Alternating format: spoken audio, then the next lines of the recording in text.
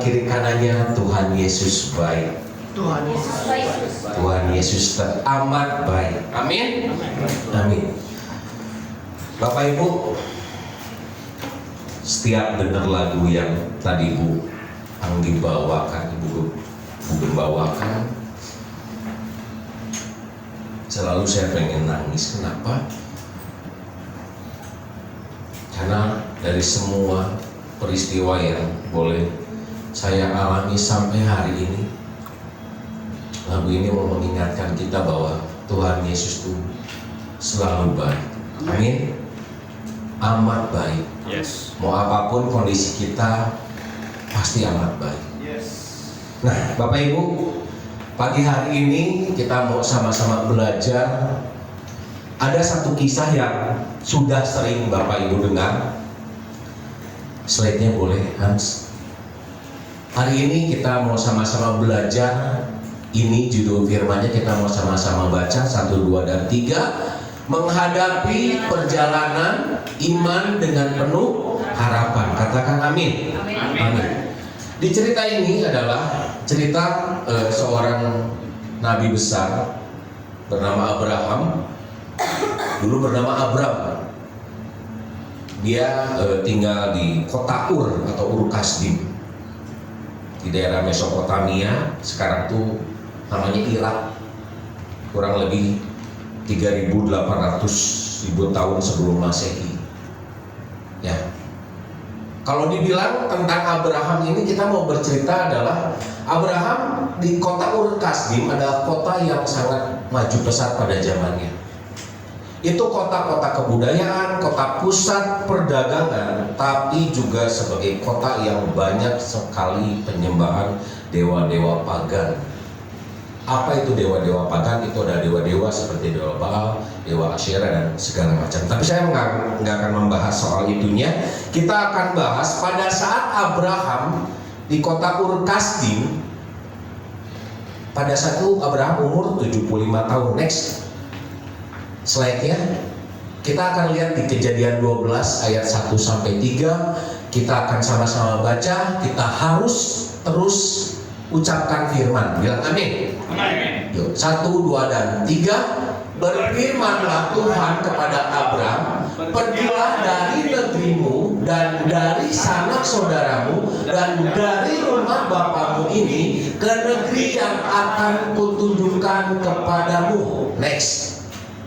Aku akan membuat engkau menjadi bangsa yang besar dan memberkati engkau serta membuat namamu masyhur, dan engkau akan menjadi berkat.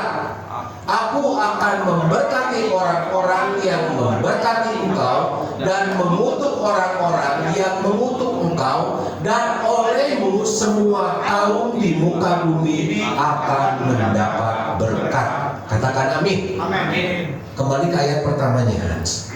Makasih ya. Tuhan berfirman sama Abram, pergilah dari negerimu dan dari sanak saudaramu dan dari rumah bapamu ini ke negeri yang akan kutunjukkan kepadamu. Pada saat kejadian ini, kondisi Abraham sangat baik-baik saja. Baik-baik saja, Bapak Ibu. Tuhan suruh Abraham atau Abram meninggalkan. Ninggalinnya jangan cuma sendiri, nggak cuma sendiri loh. Dia harus berangkat dari kota kelahirannya, dia harus tinggalkan sanak saudaranya, dia harus tinggalkan bapaknya ke negeri yang Tuhan mau tunjukin. Pertanyaan saya adalah, gimana ceritanya kalau Tuhan suruh bapak sama ibu saudara juga saya, kok berangkat ya ke kota yang akan kutunjukkan kepadamu? Kalau saya pada saat itu posisinya seperti Abraham, dan mungkin pada saat itu Bapak di saudara ini ada posisinya Pak Pagem kita, Pak Yosua, saya akan nego. Benar nggak? Berangkat kemana Pagem? Bukan saya berangkat kemana? Tapi Pagem ngomongin, berangkat aja kok, nggak usah banyak tanya. Berangkat aja, pokoknya ntar aku tunjukin. Kalau saya sebagai manusia daging, sama seperti Abram, kita akan berpikir, orang gila ya, Pagem aku nggak waras, berangkat Jakob, pokoknya ntar aku tunjukin kemana. jelas, tapi Tuhan bilang sama Abraham, udah pergi aja. Abraham nurut. Next, lewat. Nah, perjalanan iman adalah sebuah proses spiritual. Anak-anak Tuhan dalam menjalin hubungan secara pribadi dengan Tuhan yang dinamis dan konsisten atau terus-menerus. Saya yakin pada saat Abraham melakukan perjalanan dari Ur Kasdim sampai kota yang mau Tuhan tunjukin ternyata Kanaan. Israel sekarang Kanaan. Dia nggak banyak nanya, dia cuma bawa dirinya, bawa Sarai atau Sarah istrinya, dan bawa keponakannya loh. Dan perjalanan ini pada waktu itu belum ada grab mobil, Bapak Ibu. Syukur-syukur pakai onta, ya kan? Pakai keledai udah pasti mati tengah jalan, saya yakin. Dia jalan, kebayang nggak? Kok pokoknya kamu nurut sama saya, kata Pak. Berangkat, katakanlah kotanya Cirebon, saya nggak tahu Cirebon bisa. Berangkatlah, nggak bawa aku, saya bawa anak saya, bawa istri saya. Istri saya nanya, Pak kamu ngomong kan di mana? Enggak. Aduh, udah adu duluan masih. Saya pasti udah adu. Tapi ternyata perjalanan ini adalah perjalanan secara spiritual. Dan kekristenan sekarang, perjalanan spiritual itu adalah ada hubungan pribadi. Saya terus berdoa, Pak Eko, betul. Pak Gem juga terus doa terus, puasa, nyembah Tuhan, sudah. Tapi perjalanan iman adalah proses spiritual. Hubungan pribadi kita sama Tuhan bukan cuma pribadi doang. Berapa lama? Setiap hari. Harus konsisten. Bilang konsisten. Nah, dari perjalanan ini saya belajar satu hal. Abraham gak banyak ngomong. Dia gak banyak nanya. Setahu saya, Pak Gem sama Bu Gem kalau udah mau diem kok, jangan banyak ngomong, nurut aja. Yang saya lihat bukan cuma Pak Gem atau Bu Gem atau Ko Budi, tapi saya lihat Tuhan mau ngerjain apa buat hidup saya. Amin Bapak Ibu. Next time. Kisah Abraham adalah contoh perjalanan iman atau pertandingan iman. Saya ingat Pak Gem tuh ya, waktu awal doa 2026 adalah tahun pertandingan iman. Saya langsung bilang amin. Tidak mungkin kalau Bapak Gembala tidak dapat rema, tidak ngalamin terus impartasi ke bawah. Bohong banget. Ngerasain deg-degannya loh. Awal-awal tahun loh. Pertandingan iman. Kalau pertandingan iman berarti ada yang kita perangin, benar nggak Bapak Ibu? Ada yang kita perjuangin, benar nggak Bapak Ibu? Nah, kisah Abraham ini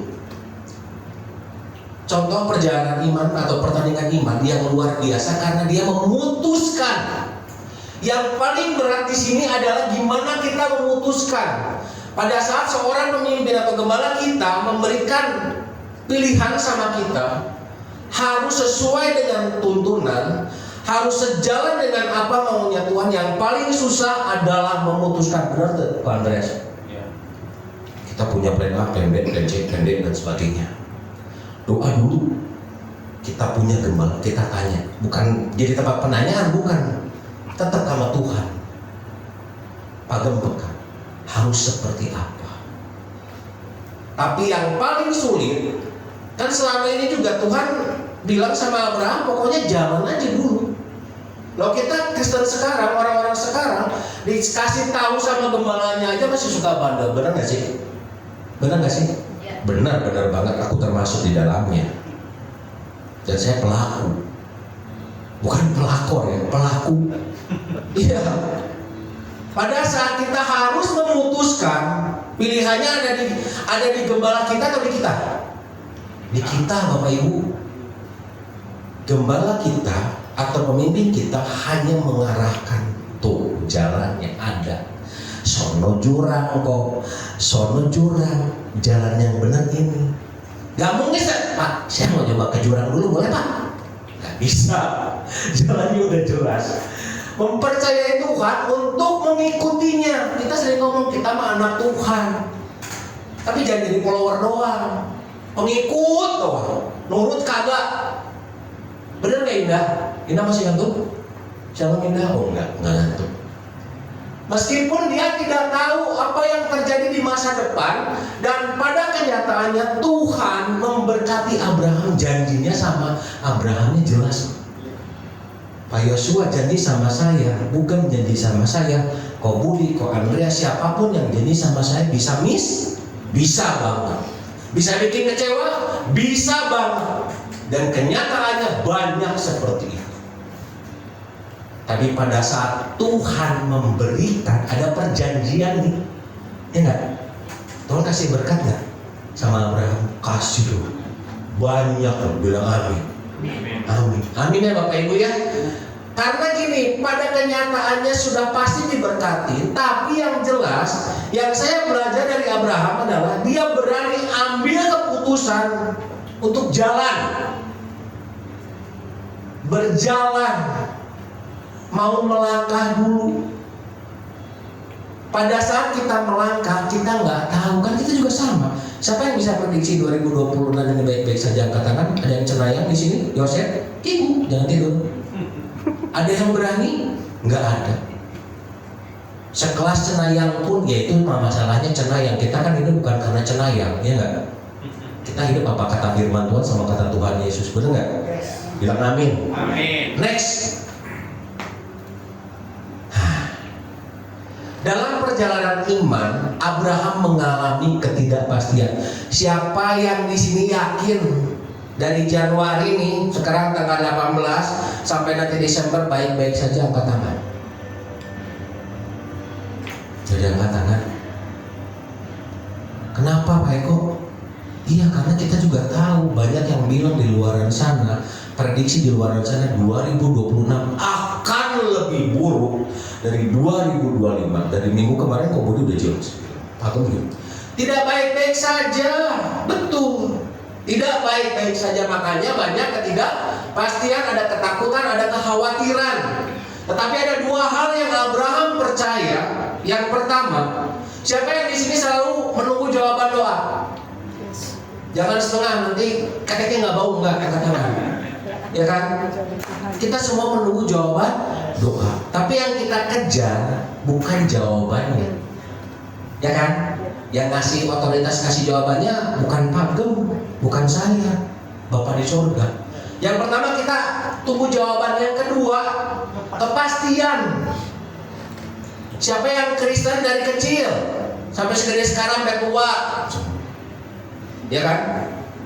Juru selamat kita satu, Tuhan Yesus Kristus, satu-satunya. Juru selamat kita seringan satu-satunya yang kuandalkan. Bohong banget. Kali kondisinya lagi enggak enak. Abraham tadi berangkat kondisinya lagi enak, dia kaya raya. Contoh, kalau kita lagi sedang berada, Tuhan suruh, ada dua kemungkinan. Pasti nanya dulu, mau kemana? Ngapain? Ya sudah, berangkat. Coba kondisinya tidak enak-enak saja, benar nggak Dit? Tidak enak-enak saja tuh suruh berangkat. Aduh, kok berangkat ya? Kotanya nanti saya WA. Pagem keterlaluan. Ini loh, ini kondisi kita sekarang kayak gini. Kita nggak tahu ke depannya bakal seperti apa. Tapi pada saat kita mengandalkan Tuhan, mana buktinya? Itulah kita selalu minta bukti. Tapi jelas di sini dikatakan ada dua. Abraham percaya Tuhan menjawab dan dia akan mendapat kepastian. Katakan amin. Amin. Next, Hans. Nah, di dalam pertandingan atau perjalanan iman kita, seringkali Tuhan manggil, kok sini, Dit sini, Dit. Kok Andre kan iya gerak? Sini Hans. Aku pura-pura budek. Nggak kedengeran. Beli kedengeran, nggak kedengeran Tuhan. Berapa kali Tuhan manggil saya? Tapi saya membutakan atau menulikan telinga saya. Gak mau enak di sini. Enak udah kayak gini, ngapain panggil besok lagi ya? Enggak, kata Tuhan. Panggil. Saya mau tanya sama Bapak Ibu, gak usah dijawab, jawabnya dalam hati. Berapa kali Tuhan sudah memanggil Bapak Ibu Saudara untuk melakukan pekerjaan Tuhan? Jawab sendiri. Ya, pada saat Tuhan memanggil dan Tuhan menempatkan kita, biasanya kalau ikut Tuhan enak-enak aja kita nggak berproses, benar? Pada situasi atau keadaan yang kita sendiri harus berbuat apa? Yang masih anak muda 1, 2, 3, termasuk Nenek Esther, Yosef. Saya mau tanya, pada saat kondisi tidak baik-baik saja, nggak tahu harus berbuat apa, pernah ngalamin nggak sih? Aduh, liar Om Eko gini terus, udah ini udah itu udah, tapi nggak ada jalan. Pernah? Ina pernah? Superboy salah. Siapa namamu? Anda pernah? Sering? Sama, jangan malu, Om Eko juga sering kayak gini. Ya, nah kita nggak tahu harus berbuat apa. Tuhan panggil, tapi kita udah ngejas dulu mau ngapain. Orang lagi susah, manggil kayak teman aja, kayak friend aja. Next one. Apa sih definisinya iman? Ibrani 11 ayat 1 jelas ngomong. Definisi iman adalah kepercayaan dan keyakinan yang mendalam kepada Tuhan dan rencananya loh, serta menerima Tuhan sebagai satu-satunya juru selamat. Tadi kan saya bilang, kita ngaku satu-satunya juru selamat Tuhan Yesus. Beriman. Apa itu iman? Iman adalah dasar itu fondasi dari segala sesuatu yang kita harapkan. Kita nunggu jawaban doa, benar nggak? Kita mengharapkan sesuatu dari Tuhan, benar nggak? Iya kan? Dan bukti dari segala sesuatu yang tidak kita lihat, tapi pada kenyataannya kita pengen bukti yang selalu bisa kita lihat. Itu kita bilang itu saya. Gak kedengeran itu saya. Itu saya. Kita harus berani ngaku. Ya kan? Jadi dasarnya dulu bukti dari segala sesuatu yang kita harapkan. Nah, dan bukti dari segala sesuatu yang nggak bisa kita lihat. Tuhan tuh akan jawab, tapi nggak selalu dengan kasat mata. Kalau kelihatan dengan kasat mata, Adit, saya, Ko Andre, kita semua nggak akan nemenin Tuhan, percaya. Tanyanya juga ramal, ya nggak? Cenayang ngasih mahar 10 juta, ke Gunung Kawi, ngapain? Definisi yang lain, ada iman, ada pengharapan. Katakan pengharapan. Apa sih definisinya pengharapan? Kepercayaan dan keyakinan kita bahwa Tuhan akan memenuhi janjinya dan kita menerima penggenapan janji Tuhan. Bilang amin. Tapi Pak, saya udah doa dari tahun kapan Pak? Nggak dijawab-jawab. Tuhan lupa meureunnya. Poho. Gak mungkin saya tanya, udah di WA Pak Adi Tuhannya? Sudah, tapi lagi nggak dibaca. Enggak. Tuhan tahu Bapak Ibu. Cuma permasalahannya adalah pada saat kita menunggu penggenapan janji Tuhan, itulah yang namanya proses pertandingan iman. Amin. Andre, kau mau tanya, kau belajar sepeda langsung bisa begitu ngeng gitu? Enggak, jatuh dulu enggak? Berapa kali jatuh? Enggak kehitung. Naik motor langsung bisa? Enggak. Naik mobil, apalagi. Sama, itu juga sama seperti yang kita lakukan sekarang. Definisinya, kita nunggu, kita yakin Tuhan pasti jawab, tapi kita nunggu penggenapan janji Tuhan, kita berproses. Next one. Di Roma 8 ayat 24-25 jelas berkata, kita baca 1, 2, 3. Sebab kita diselamatkan oleh pengharapan. Yang 25-nya 1, 2, 3. Tetapi jika kita mengharapkan apa yang kita tidak lihat, Kita menantikannya dengan tekun. Tadi kan kita pengennya buktinya kelihatan, ya enggak? Ya kan? Kita diselamatkan oleh pengharapan. Benar, Pak Eko, saya berharap sama Tuhan dan jemu-jemu. Bagus. Tetapi kita mengharapkan nggak kelihatan, mau berapa lama sob? Kadang kita matinya di tengah jalan. Gini aja nggak jadi, udah pulang lah, nggak usah ikut Tuhan lah, balik kan mau ke gereja. Ngapain? Di situ dibilang kita menantikannya dengan tekun. Ada tekun 1 hari, 2 hari. Tuhan mah tekun nggak? Tuhan lihatnya kitanya. Tekun nggak bisa kayak gitu. Kamu tekun Eko, saya kasih hadiah. Jreng. Tuhan lihat tekun kita pertama dari hati kita. Yes. Amin. Amin. Bertekun, sudah tekun. Itu mah versinya kok Andreas sama Eko aja bertekun. Udah tekun. Puasa Senin, Rabu, Kamis, Jumat, Sabtu. Wah, 12 jam nambah 18 jam sampai nggak makan seharian. Bodoh itu namanya. Bertekun itu bukan itu. Ya, di Yeremia Tuhan ngomong ini, sebab aku ini mengetahui rancangan-rancangan yang ada padaku mengenai kok Anda, mengenai saya, mengenai Pagem, Bugem, dan semua.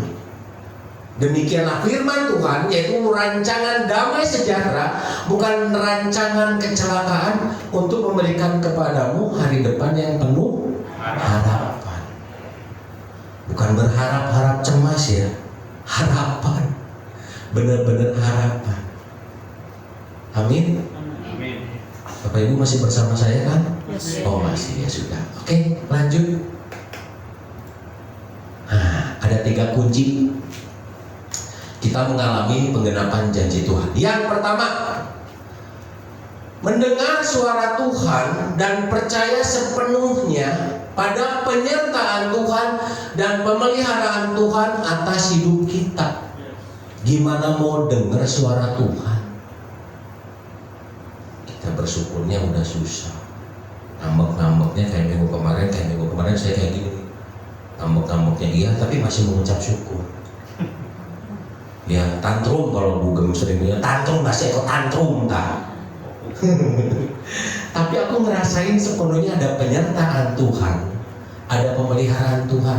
Di Yohanes 10 ayat 27 ada Pak Eko, ada dong. Yohanes 10 ayat 27 dikatakan ini, domba-dombaku mendengarkan suaraku, aku mengenal mereka dan mereka mengikuti aku. Tadi kan ngomongnya murid Tuhan Yesus. Jangankan murid Tuhan Yesus, jadi anak gembalanya masih ke Bandung, jangan ke sono, stop, terus tabrak jeger, udah habis-habisan baru cari Pak Yosua. Banyak yang seperti itu, bukan cuma cari Pak Yosua, carinya nggak Tuhan. Karena Pak Yosua terus yang dicari, kan Pak Yosua juga kan Tuhan. Kalau Tuhan nggak ngasih apa-apa ke Pak Yosua, nanti nyalahinnya Pagem sendiri. Kan gitu ya sekarang. Ya nggak sih? Benar nggak sih? Benar ya? Harus benar lah. Yang kedua, di Yesaya 41 ayat 10 dikatakan, jangan takut sebab aku menyertai engkau, janganlah bimbang sebab aku ini Allahmu. Kalau 1 Petrus 5 ayat 7 berkata, serahkan segala khawatirmu kepadaku karena aku yang memelihara kamu. Nah, yang kedua, mau terus diproses Tuhan untuk berprogres ke area yang lebih baik, yaitu diperbaharui terus secara rohani lewat firman Tuhan. Masalahnya kita diprosesnya oke. Ada yang oke, ada yang setengah-setengah, ada yang nggak mau. Kalau sudah diproses kan enak, Pak Eko, saya yang penting udah mau diproses. Kata Tuhan diproses tapi lu nggak progres. Buat apa? Buat waktu. Terus ya, pokoknya aku mau diproses tapi tidak berproses dan tidak berprogres. Ngapain? Capek di kita. Kalau di dunia pelayanan capek di Pagem, diproses, haben di situ. Progresnya nggak ada. Bayi juga mau makan apa, bubur nggak langsung tuh umur 3 bulan kasih nasi, ya nggak? Bener kan? Tapi ada progresnya. Di Ibrani 12 ayat 5 dikatakan sangat jelas kenceng banget. Hai anakku, Jangan anggap enteng didikan Tuhan. Yes. Iya. Jangan putus asa kalau diperingatkan Tuhan. Masalahnya pada saat kita diproses dan kita tidak mau berprogres, didikan Tuhan seringkali akhirnya kita nggak dengar. Bodoh amat, hidup gue, yang punya juga ini segala macam gue. Kata Tuhan, yang kasih nafas gue mau apa? Ya nggak sih? Dikasih didikan nggak mau, diperingatkan aja nggak mau. Kalau aku komunis dia bilang, jadi mau apa? Jadi lu mau apa? Wah, tinggal buka lengan baju nih, berantem udah. Ya, yang terakhir, belajar taat dengan apa maunya Tuhan, bukan dengan apa maunya kita. Yohanes 14 ayat 15. Benar gitu Pak Eko? Benar, nanti baca di rumah. Jikalau kamu mengasihi aku, kamu akan menuruti semua perintahku. Ya, bukan saya yang ngomong, Tuhan Yesus dan Firman yang ngomong. Taat itu apa sih? Saya baru dapat kemarin. Bugem, Pagem sering mengingatkan saya. Taat kok, taat. Capek. Taat. Tidak ada alasan, titik. Amin. Yang aminnya setengah berarti belum mau taat. Amin. Nah, ini baru benar. Tidak ada alasan, titik. Baru-baru kemarin jaga jamu di jamu, tahu di jamu jaga mulut. 2026 ini selain jaga mulut, ya, kita harus jaga. Bilang amin. Next. Sudah mau selesai. Seringkali Tuhan memanggil kita untuk meninggalkan zona nyaman. So, saya mau tanya, jujur jawab dalam hati ya. Kalau mau jujur jawab sama Bugem Pagem nanti aja lah, next time. Pernah nggak kita males ninggalin zona nyaman kita dan kita nggak mau dengar Tuhan mau panggil apa buat kita? Kok saya sering, saya bandel. Jujur aja saya ngomong, ya. Dan menempatkan kita di proses perjalanan iman, pertandingan iman dari ketidakpastian menuju penggenapan janji Tuhan terjadi atas hidup kita. Yang kita pengen mah digenapi semua, tapi prosesnya nggak mau, progresnya nggak ada. Betul Bapak Ibu? Betul ya? Jangan saya doang yang betulnya. Karena memang kita semua kayak gini, ya. Betul ya? Next. Sudah habis selesai. Nah, kita sampai ke aplikasi dan refleksi. Dari sini saya minta Bapak Ibu coba renungkan baik-baik. Yang pertama, apa perjalanan dan pertandingan imanmu sekarang? Keuangan kah? Selalu, siapa yang gak butuh uang? Ya. Keluargamu kah? Anak-anakmu kah? Atau yang paling sering dialami, sering ditangani Pagem sama Bugem, sakit penyakit yang gak beres-beres. Jangan-jangan kita prosesnya mau setengah jalan mati, gak mau progres. Yang nunggunya itu doang, buktinya harus nyata dulu. Pagem kalau saya nggak sembuh, pokoknya, waduh. Ya. Yang kedua, tetap percaya pada janji firman-Nya dan melangkah sekalipun jalan belum terlihat. Kayak siapa? Kayak Musa. Tuh mau nyebrang laut Teberau tuh. Emang tahu di sana ada ujungnya? Next. Bersabar, mengucap syukur dalam menanti penggenapan janji Tuhan. Masih nggak ngerti siapa tokohnya? Ayub, paling soleh di zamannya, orang kaya, pokoknya mah tajir, melintir, kasih habis sama Tuhan sehari. Bener nggak? Ya. Coba Andre sama Om Eko jadi Ayub, mau? Nggak mau, Om Eko mana mau? Nah, jangan senyum, Andre. Enggak kan, sama, Om Eko juga nggak mau. Oke. Tidak takut dan gentar menghadapi ujian hidup, melangkah maju dulu karena Tuhan selalu beserta kita. Belajar dari siapa? Daud. Mau segede apa tuh Goliatnya? Yang kita lihat makan Goliatnya, benar nggak? Dan kita punya Tuhan yang lebih gede dari Goliat. Amin. Amin. Yang amin cuma setengah. Amin. Amin. Next. Setia dalam ketaatan meski menunggu lama, tetap percaya Tuhan pasti menggenapi rencananya atas hidup kita. Kayak siapa? Abraham. Yes. Lama dong, iya, nggak tahu kapan, tapi mau tetap percaya, mau tetap taat. Saya mau undang imam musik buat bangkit berdiri. Saya sudah mau selesai. Kita mau renungkan Bapak Ibu. Sedikit aja kesaksian dari saya 2 menit. Saya mau bilang kenapa Tuhan posisikan saya seperti sekarang di pertandingan iman, di perjalanan iman. Buat saya luar biasa, tapi tidak mudah Bapak Ibu. Saya 3 bersaudara, saya anak paling besar. Saya dari keluarga Katolik, taat. Saya umur 6, kelas 6 SD sudah pelayanan. Tapi Tuhan bentuk sedemikian rupa. Saya ketemu Tuhan secara pribadi 2010 Audible.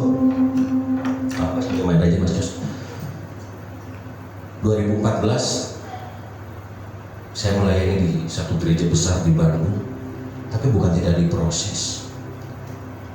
Sampai suatu hari Tuhan izinkan 2022 saya tidak bekerja karena perusahaannya kolek, dan disambung lagi papi sakit sampai meninggalnya 2022, sekarang 2026. Saya mau tanya, secara akal sehat saya mau hidup dengan apa?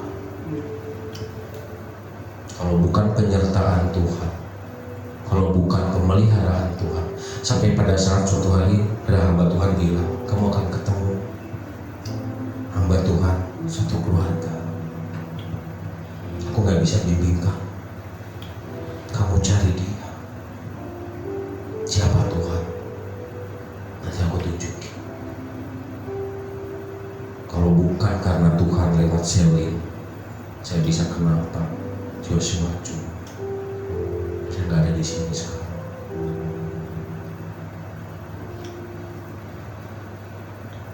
Kita mau tundukkan kepala. Yang suami istri pegangan tangan. Kita mau ambil refnya yang tadi, Korahana, Sekorahana. Ku ada hari ini karena Tuhan baik dan teramat baik bagiku. Semua yang ku alami bersamamu ku indahnya kasih Tuhan seperti pelangi sehabis hujan. Aku ada hari ini karena Tuhan baik dan teramat baik bagiku. Semua yang ku alami bersamamu ku lewati, indahnya kasih Tuhan seperti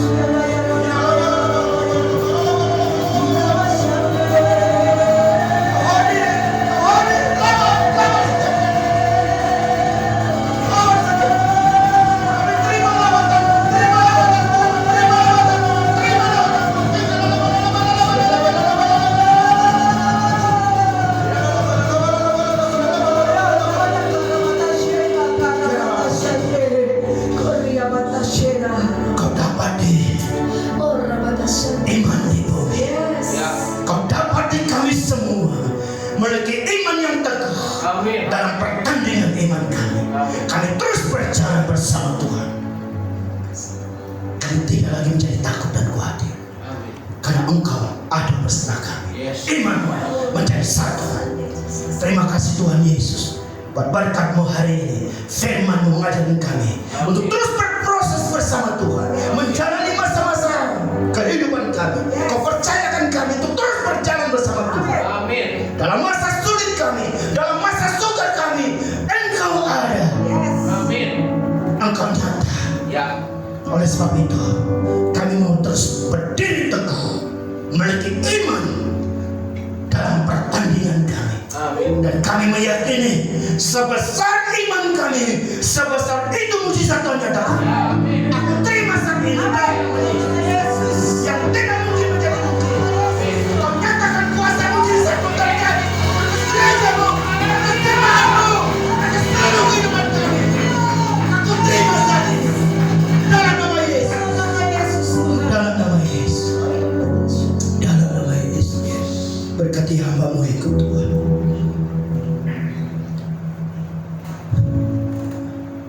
Engkau saja yang dapat menyatakan. Berkati kami semua dengan berkat yang berkelimpahan. Amin.